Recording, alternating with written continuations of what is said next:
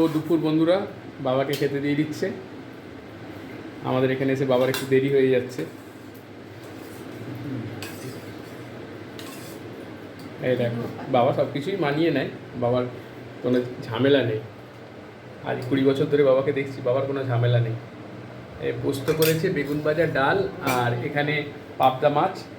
হ্যাঁ, ছেলে এখনও স্কুল থেকে আসেনি, তো বাবা তাকে সর্ষে পোস্ত দিয়ে পাবদা মাছ। আগে বাবাকে খেতে দিয়ে দিই, তারপর আমরা আস্তে আস্তে বসবো। ঠিক আছে, দেখতে থাকো।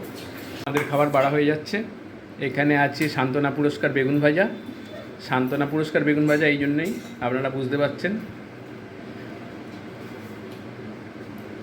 আর এখানে আছে ডিমের মামলেট আর ডাল। এই দিয়েই খাওয়া দাওয়া হবে। বাবার খাওয়া শেষ হয়ে গেল, এখানে গিন্নি বসবে। গিন্নিও ডিমের ভাজা দিয়ে নিয়ে নিল। ডিমের ভাজা বলছি, মামলেট না অমলেট। এবার বন্ধুরা আমাকে আবার বলবে এটা মামলেট নয়, এটা অমলেট। এটা কি বলে গো শুনে? অমলেট। অমলেট বলে বাবা এগুলোকে? বাবা বলেছে যখন অমলেটই বলে। আমি মামলেট বলি, আমার দাদু মনে হয় বলতো মামলেট।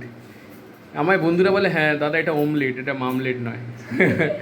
আমি কত কিছু ভুলভাল বকি, আমাকে সব সব সংশোধন করে দেয় বন্ধুরা। ঠিক আছে, টাটা, শুভ দুপুর।